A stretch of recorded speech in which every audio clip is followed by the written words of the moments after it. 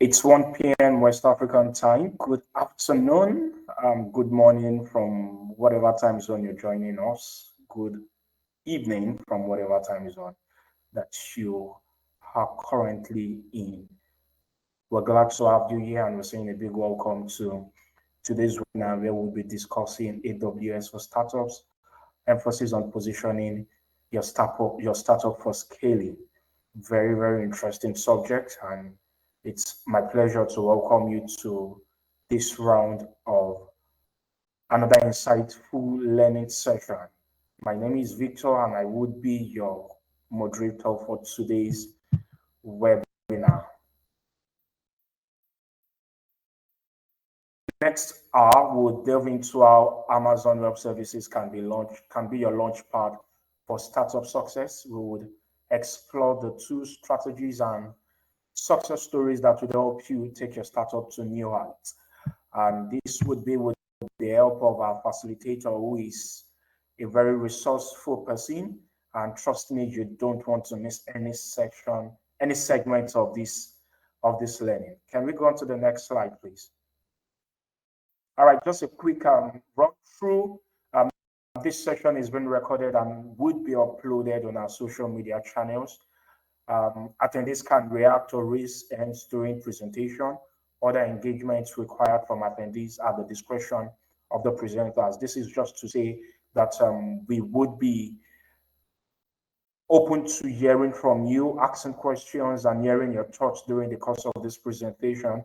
However, we implore you to use the Q&A questions. If you have questions to ask, or use the chat, there are icons where you could raise your hands and get our attention so we could respond to you promptly and adequately.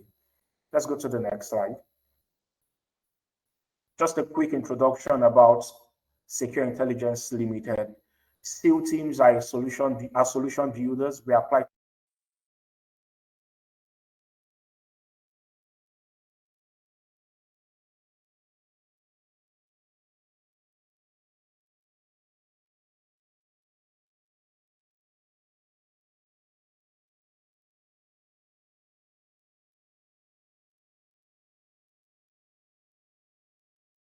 technology to drive effectiveness, agility, and growth.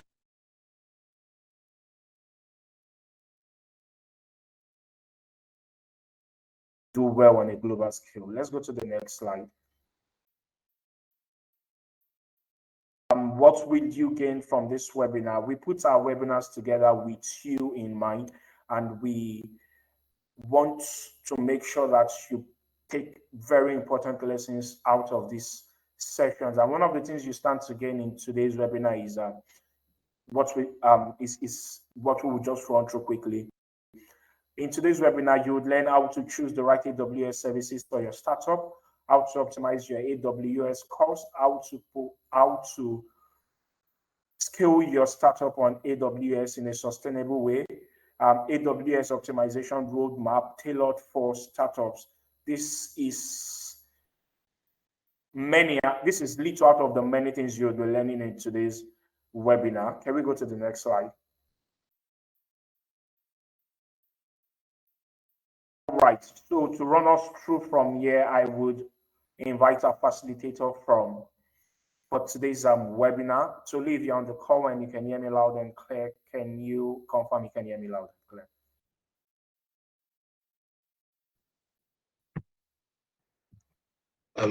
Hello.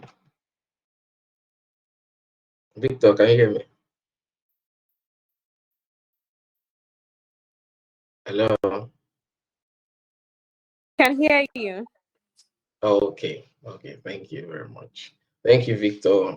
My name is Tolu Orina, cloud engineer with Secure Intelligence Limited. And today we are going to be looking at how you position your startup for scaling with AWS cost effectively and efficiently. This is a run through the agenda of today. Thank you very much. Hello. Can we hear me? I think Victor is having some issues with his network.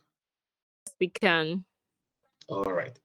So we're going to be looking at startups and scaling, considerations as to how you scale, gaining the edge with the cloud, AWS commitment to startups, AWS Activate, which is a free program for startups. We're going to touch on the well-architected framework for you to build scalable applications in the AWS cloud, and cost optimization as well as high performance.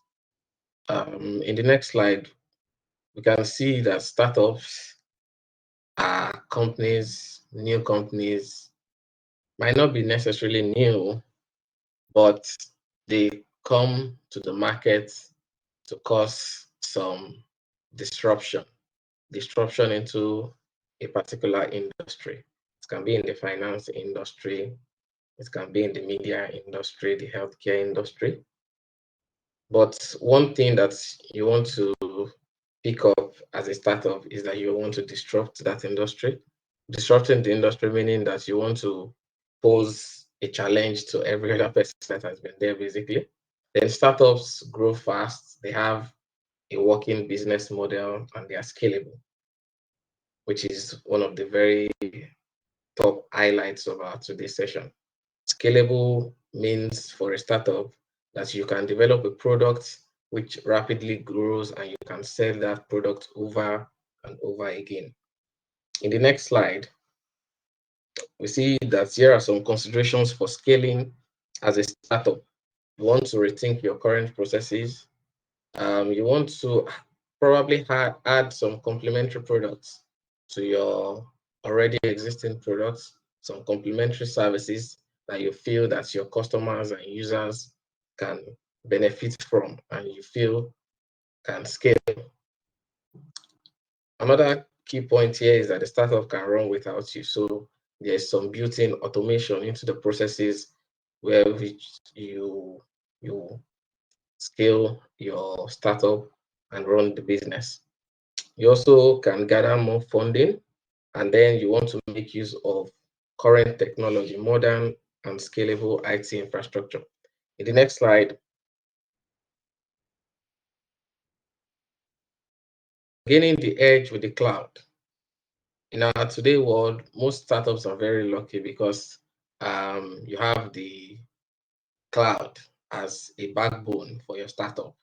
So you don't even have to worry about you want to go to the market to get servers or some infrastructure, then you don't have to worry about do you have to rent a building to host where you're going to keep those servers, or do you even have to buy the building? You don't have to write invoices any longer. What you just do at the click of a button, you are able to get those servers from the cloud. You can also run experiments cheaper. You can have an idea that, okay, let me test this application if it's going to work. You can do that at a very low cost in the AWS cloud. You can also, you don't have to under provision, you don't have to over provision. So there are some features that the cloud enables you with, whereby you do not have to worry about the capacity that you need. You can also go global in minutes. In the next slide. So here are some of AWS's commitments to you as a startup. AWS offers on-demand computing power. It offers content delivery in the form of Route 53, which is a content delivery service, and CloudFront, which delivers content to end users wherever they are globally. We also have security as AWS's top priority, and we have the promise of business agility, which means that you can go to market in minutes. In addition to that, you have cost savings as a commitment from AWS, which we'll see as we go on.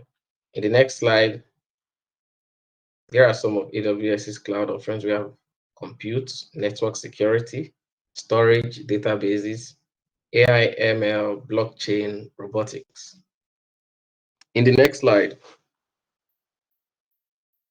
scaling with AWS. So we're at the point where we're going to start talking about how you're going to scale your startup. Scaling on premises can be hard because you have a problem of having to guess how much users is going to have to use your workload, right? Your products. For example, if you have a retail store, online retail store, and you're guessing that, okay, I might have so number of, let's say 50 number of customers today. And then when you start, you have 500 customers maybe 2 weeks after, depending on the usage, right? So you want to think about how will I scale my products, my online retail store to be able to accommodate for that number of customers, right? In the on-premise infrastructure, that will be hard because you have to write another invoice to get more servers, right?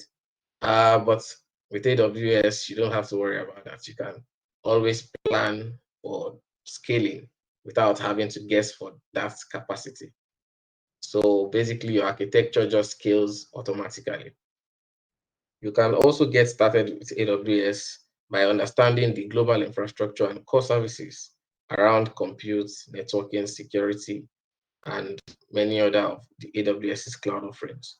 So in that global infrastructure, in the global infrastructure of AWS, we have regions as geographically isolated locations.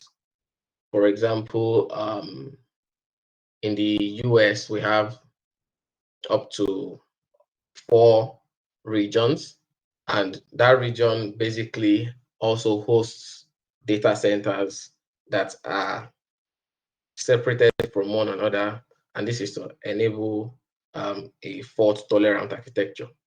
We'll see more about that in the next slides. In the next slide. So when we talk about scaling, there are primarily two types of scaling. We have the vertical scaling and horizontal scaling.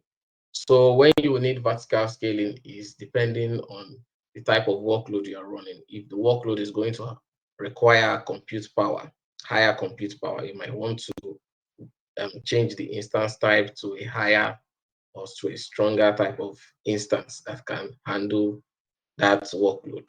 But when you now talk about volume, how to handle volume, you want to use or leverage horizontal scaling capacity or capability. So horizontal scaling basically gives you a distributed architecture in which your architecture, your application tiers can also be decoupled. So you can have a front end architecture, and you can have a middleware architecture, you can have a back end architecture in that distributed, the overall distributed architecture. You don't have to over provision, like I said earlier, and you can maximize the use of different EC2 instance types. So we have general purpose EC2 instances. We have the compute optimized EC2 instances. We have these two instances that are storage optimized. So if your use case is the type that you want to host probably a database on via a lift and shift method, let's say you have a PostgreSQL database in your computer or something, and you want to ship them to the AWS cloud. Sometimes you might not immediately re-platform to services like AWS RDS, which will be better, but you want to quickly just carry out a migration that you host that database on the EC2 instance. So you want to use the storage optimized EC2 instance for that use case. In the next slide, yes. So talking about AWS for startups, this is a program by AWS. AWS activates, and it's basically telling you that AWS is interested in you, interested in your ideas, and making that your ideas to come to reality, to become a reality, basically. And this AWS Activate has actually sponsored a lot of new startups in our today world. One of the new startups that AWS has sponsored with this program is Stability.ai, which is an AI delivery company. So with this AWS Activate, you can gain up to $100,000 credit, and there are other benefits that you can gain apart from just the credits alone. In the next slide, you can also enjoy curated accelerated programs, and there are some pre-built templates for you to compare um, the type of service that you are going to host on AWS. So for example, you have serverless applications. If you are going to host a serverless application, if you're going to host a let's say PHP MySQL application, you have those templates already in the AWS program, in the AWS Activate program, right? So they call it the build on AWS templates. And you also have the ability to leverage the deals from AWS partners like Secure Intelligence as well. In the next slide, now we're going to talk briefly on the AWS well-architected framework. The AWS architected framework basically helps customers to review the architectures and build for excellence across some of the well-architected pillars. So these well-architected pillars give you design principles and offer best practices as to how you build your infrastructure on the AWS cloud.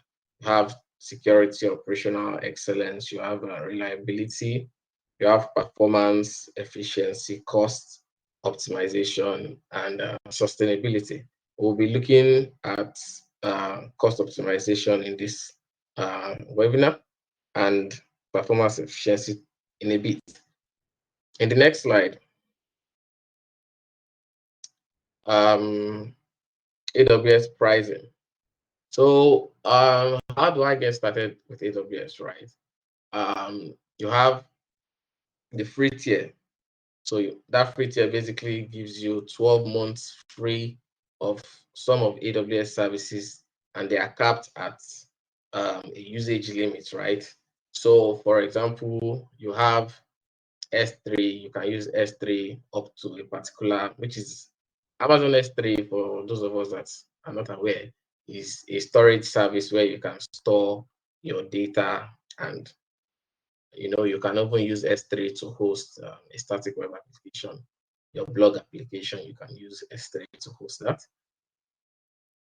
In the AWS free tier, you have 12 months free of some of these services that are capped at a usage limit. You also have the always free services. For example, you have AWS Lambda, that even after the 12 months, you still get up to 1 million invocations of the Lambda function per month, up to 1 million, which is a lot. And then you still have DynamoDB, which is a NoSQL database. You have 25 gig of that per month also.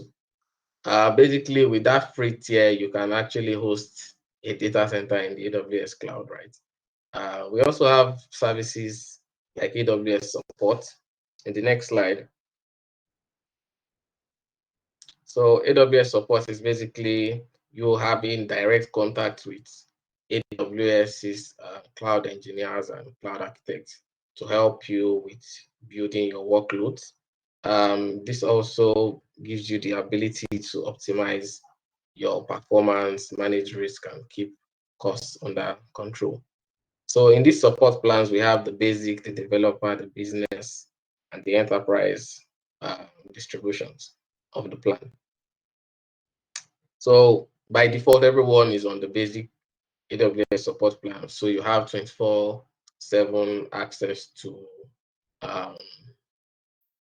for you to make a request to AWS's cloud engineers, and they respond to your request within 24 hours, right?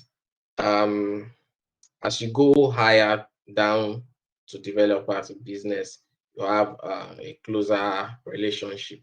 So for the enterprise, we have you have direct access to technical account managers, which are basically AWS's cloud engineers that can help you to review your workloads if they are running on best architectural practices.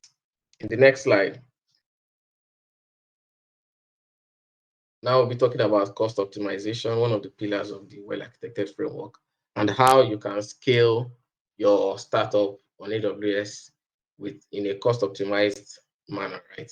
So cost optimization basically helps you to deliver business value at the lowest possible cost. There are some best practices here like cloud financial management, cost-effective resources, and you have to manage demand and supply by provisioning and auto-scaling your resources as well. In this diagram here, we can see that we have an auto-scaling cost here. When you optimize further, you can optimize further by right-sizing your infrastructure, right? And you can also downscale in the sense that when you have reduced demand to your application, let's say at closing hours, the demand goes down, right? So there is an option with auto scaling that you can downscale your workload, EC2 instances, for example. Then there are also purchase options, some purchase options that gives you the ability for you to reserve capacity in the cloud, like you have the reserved instances where you can have a deal sort of with AWS, let's say a 1-year deal, a 1-year commitment, or a 3-year commitment. In the next slide, let's talk more about how we can auto scale our applications in the AWS cloud. So introducing AWS application auto scaling. Basically, application auto scaling is able to give you recommendations in the AWS cloud. You can auto scale resources like EC2 instances, ECS tasks, DynamoDB tables as well. Before the application auto scaling, we had EC2 auto scaling, and this application auto scaling actually leverages some of those ideas from the EC2 auto scaling. You can still scale EC2 instances with application auto scaling. We'll be showing EC2 auto scaling in this for our demo today, how we can scale our infrastructure and applications using EC2 auto scaling. In the next slide, we talk about high performance. So performance efficiency, basically making use of compute resources in an efficient manner, and you also make use of serverless technologies like AWS Lambda, which is your function as a service. Basically, that allows you to run functions. I'm sure you have heard of AWS Lambda. You can use that to carry out your business logic, right, for your various applications. You are also enjoined to use AWS Cloud Native Services that helps you to scale your infrastructure. In the next slide. Also, there are some of AWS's software as a service products, which are basically plug and play products like AI ML services. For example, we have the Lex, Amazon Lex for building chatbots and conversational interfaces. Chatbots basically allow you to get input from your customers in case they are unable to access your product. So they can always chat you, and in real time, you can also respond to those concerns. You can also use Amazon recognition for face detection, which is a computer vision application developed by AWS. And what that does is it can detect people. If you have, let's say you have workers in your organization, you can use that to perform attendance registration. And you can also have liveness detection, which helps to reduce fraud. AWS, we have other AWS media services like for media transcoding, when you want to transcode from one type of media to another media file, like from MP4. Let's say you want to transform it to an HLS streaming kind of media. Then we also have services like Amazon Textract to extract data from documents like PDF and images. In the next slide, here is Lambda function. So we have the concept of serverless applications. Basically, serverless applications helps you to define your applications as a microservice such that you don't have bottlenecks in your applications. So I said earlier that Lambda function helps you to run your code without having to provision an EC2 instance. So basically what AWS helps you to do is to help you with the undifferentiated heavy lifting of having to manage those instances. But behind the scenes, there are instances running for your Lambda functions. So basically, you don't have to worry about it. AWS does the management of the EC2 instances behind the scene. You also have Amazon S3 for your storage, and it's infinitely scalable and highly available. So there's an SLA with Amazon S3 that talks about you losing one file of your data in 1,000,000 years, something like that.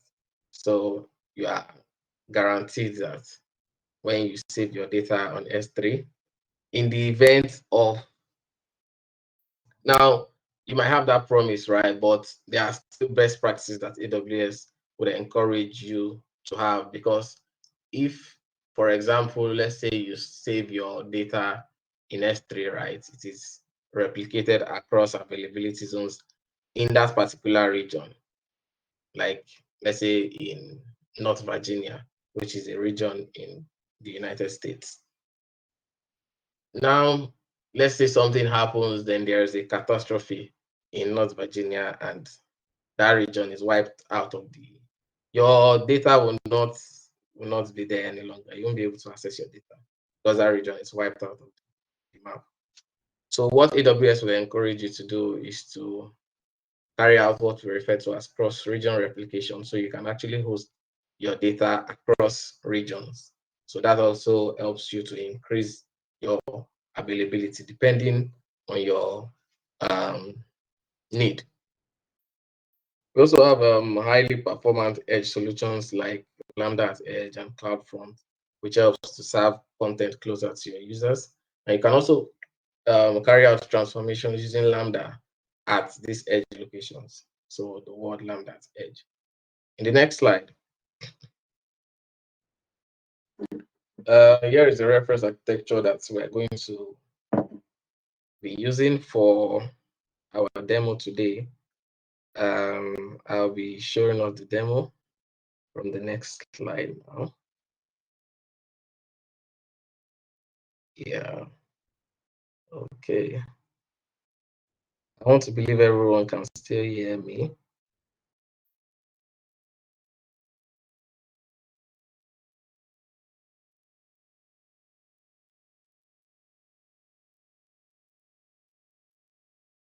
So in this demo,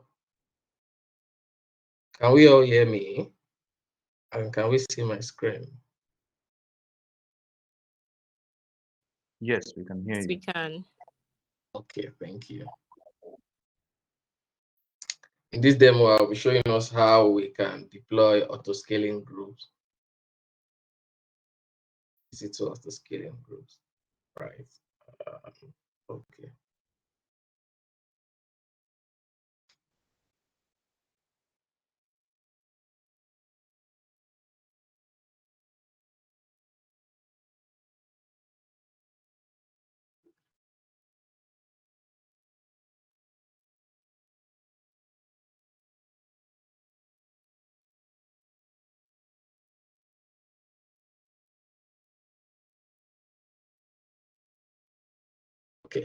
So I'm logged in into the AWS Management Console and navigate to EC2. And right here, I have auto scaling. Create auto scaling group. Let's call this startup auto scaling group.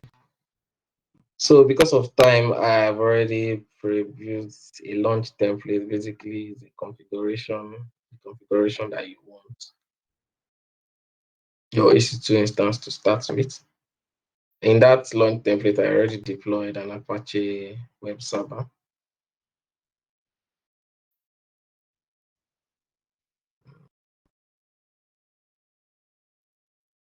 So we'll be hosting our infrastructure across two availability zones. So this is in keeping with high availability requirements. And then the type of instance, I will just use EC2 micro. Then we can go that. Then we go to the next. I want to attach it to a new load balancer. I can call this, and I want to make it internet facing so that I can a little bit about elastic load balancing. Basically helps you to direct your traffic to your EC2 instances.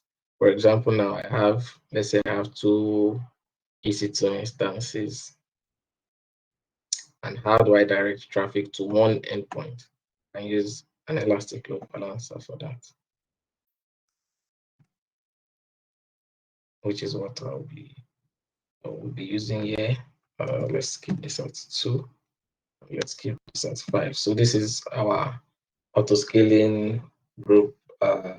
This is one of the most important parts of the configuration. So you configure for the minimum capacity. You have a desired capacity, that is the size that you want to be running at any point. Then you have a maximum capacity. So the instances in that auto scaling group cannot go beyond the maximum capacity. So I want to set a target tracking scaling policy. This helps you to scale your EC2 instances according to a metric. So a metric can be like CPU utilization. That is how much of the CPU is used. For this one, usually you use something around 70 or 80, but because of the purpose of demonstration, let's use 10%. Okay, I don't want to add notifications. You can actually add notifications for, let's say you want to notify your team that, okay, I've added more instances to this auto scaling group. You can add that notification there, and auto scaling basically notifies you. So I'll be doing tests, that is tagging. Then I create my auto scaling group. So this will take like a minute or two to come up. I would have asked you, but you have already seen it. So whenever you create an auto scaling group, the instances that are launched is equivalent to the number of the desired capacity and not the minimum. Okay. So let me just quickly show you application auto scaling. I'm not.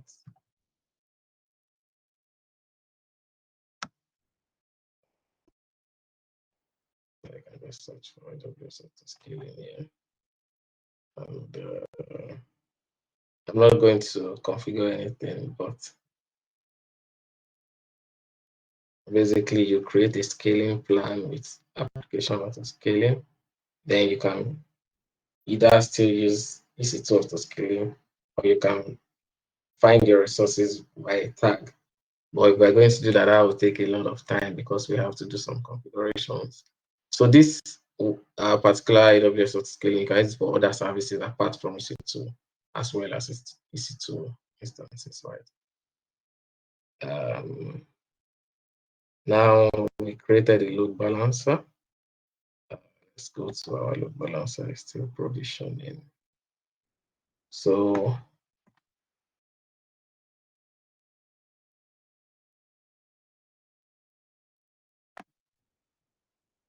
whilst the load balancer is provisioning, I would want to connect to one of my EC2 instances.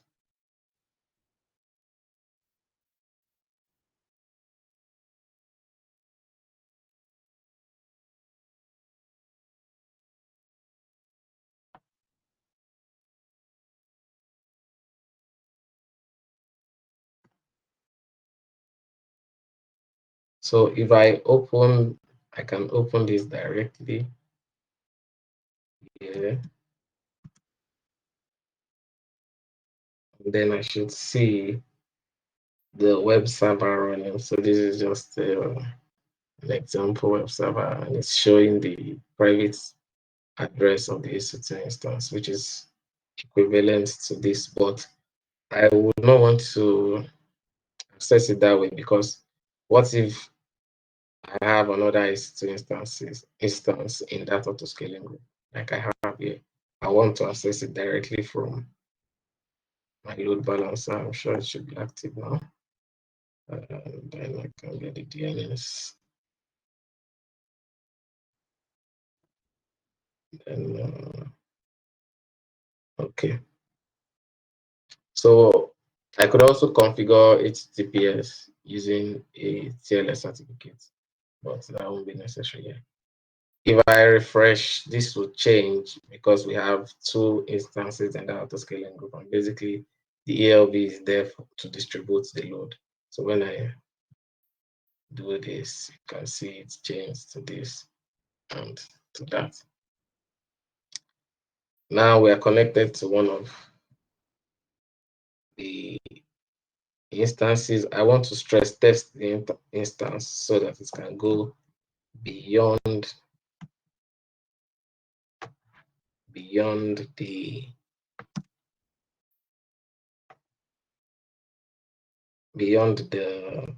target. So when I click that, I can now go back to auto scaling groups and see, before even doing that, it has already increased my instances to the maximum capacity. You remember that this desired capacity was 2, but now we have it at 5 because of the CPU utilization. So what actually caused that is because of the startup. At start of the CPU utilization would have gone beyond 10. So there is already a notification to auto scaling to increase that. So here now, if I start to, I will see that I have more than 2. I have more than 2 instances if you are conversant with this. So that is about auto scaling. Position your startup for scaling with AWS. I'm sure that you picked one or two things from that. If you have any questions, we can always direct that. At this point, I'll be handing it over to Victor. Hello, Victor, are you there? Yes, I am. Thank you very much, Tolu, for running us through that. Can you still hear me?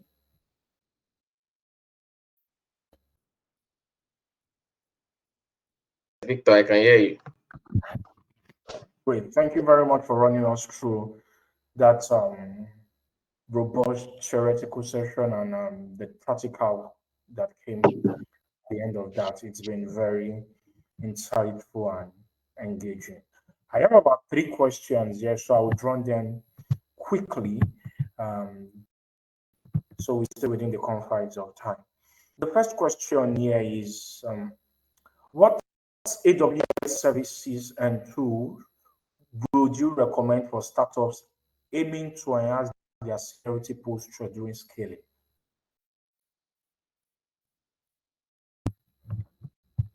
Did you get that, Tolu? Yes, thank you, Victor. So let me talk about security. Security is AWS's top priority for you as a startup. And as you start to scale on AWS, you want to make sure that your applications are hardened. You want to harden security. So AWS encourages what we refer to as security in depth. And this is basically you having security at every layer of your infrastructure. For example, one of the security paradigms would be for you to have security groups and you only open ports on that security group to the the the desired users that are intended for that application. For example, you don't have to open port 22 any longer because you can use systems manager to access and to log into your EC2 instances. At your data level, you probably don't need to open ports to the outside world. So your databases will basically be in what we refer to as private subnets, and they don't have, no one is able to access your database directly from the internet like that. That's one of the security ideas that you want to leverage. There are many others like running version you can run a version control tool check against your secrets, that is your database passwords that are in let's say systems manager, parameter store, or secrets manager. So AWS has those tools like secret manager to help you to keep your secrets in place. There's also encryption at rest and encryption of data in transit. So as your data is moving through the internet, it is encrypted via TLS, that is transport layer security. And at rest, you can encrypt. You have the option to use, for example, S3. You can use server-side encryption with S3, which is a subset of the key management services for encryption of your data in AWS. So those are some services you might want to leverage. KMS, server-side encryption, security groups, network access control lists at your subnet level. Okay, great. This follow-up question would be very relevant because you spoke to a little of data management and data privacy while answering the first question. And this question goes to us. How does AWS assist startups in navigating the challenges of data management and analytics when scaling? Okay, so for your data management, we have the concept of AWS Lake Formation. It helps you centralize data management, right? So you can basically configure AWS Lake Formation to help with your data analytics use cases. You also have AWS tools like AWS Glue, which is a serverless analytics service. Basically, you don't have to worry about provisioning EC2 instances to run your data analytics workload. You also have visualization when you talk about data analytics and data management. So how does the visualization to access your data repositories? You have S3 as a data lake, so you can store your data in S3, encrypted in S3, right? Which makes it protected and private. And then you can always query that data using a service known as AWS Athena, Amazon Athena. So using SQL, you can query your data that is in S3 via Glue Catalog and Athena. Speaking about Tolu, I find it interesting that many of these thoughts you're sharing are interwoven. And this question I see, the last question I'm seeing, you can please send in your questions. We'll still spare the next couple of minutes to take questions if there are any. This question I'm seeing is centered around flexibility and agility. So this person is asking, does AWS promote flexibility and agility for startups? Emphasis on startups. Yes. So for startups, there is the program that I already referred you to, AWS Activate.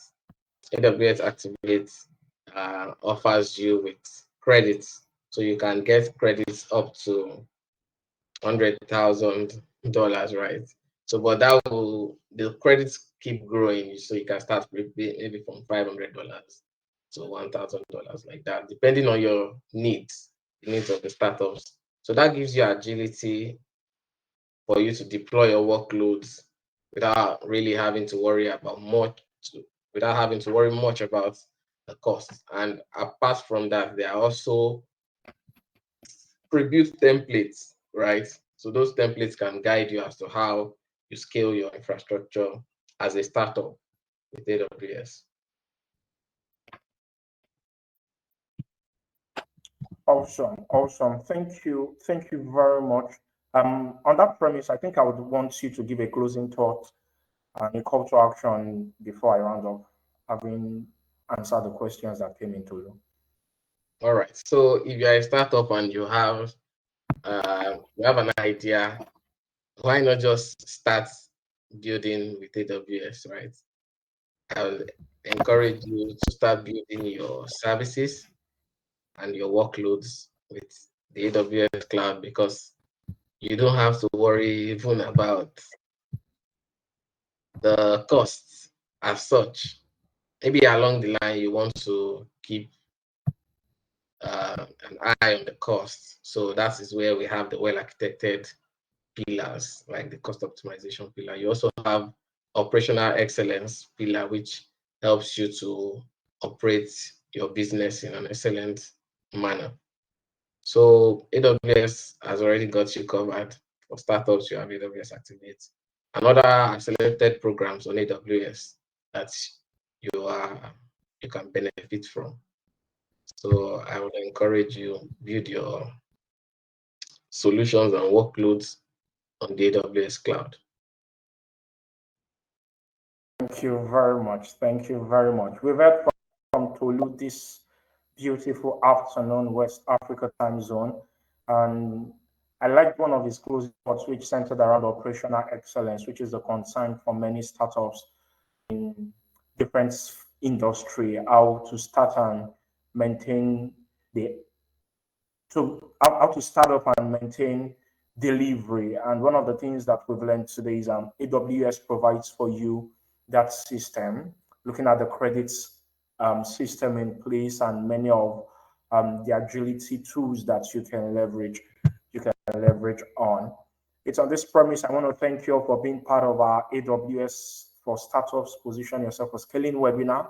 We hope this session has equipped you with valuable insights and strategies to propel your startup's growth journey with AWS. And I would not fail to mention that if you're at that point in your organization where you're trying to navigate how you can get onto these systems and operations, one of the things we do at Secure Intelligence is we would consult for you and help you to navigate through that journey. You can ensure to check us out on our website.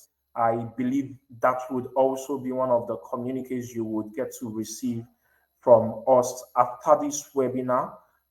You would be getting recordings to this webinar. And one of the things that would also be in that mail is to point you to our website where you can learn a lot about us, the things we do. We are an AWS partner, and we can run you through, we can guide you, we can help you to position yourself for global success and breakthroughs. Remember, the sky is the limit.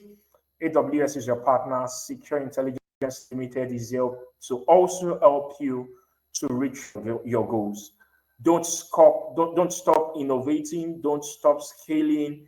And we are rooting for you. Don't stop succeeding. irrespective of whatever challenge you might stumble across in the journey of getting to where you desire to get to. There is still a lot of tools that you can leverage on, and you would get to see yourself at the top. So we want to say a big thank you once again, ladies and gentlemen. This is where we draw the curtain on today's webinar. Till we come your way next time, stay glued to our social media platforms for more information on how you can position yourself for business breakthrough and global positioning. See you soon. Enjoy the rest of your day. Bye for now.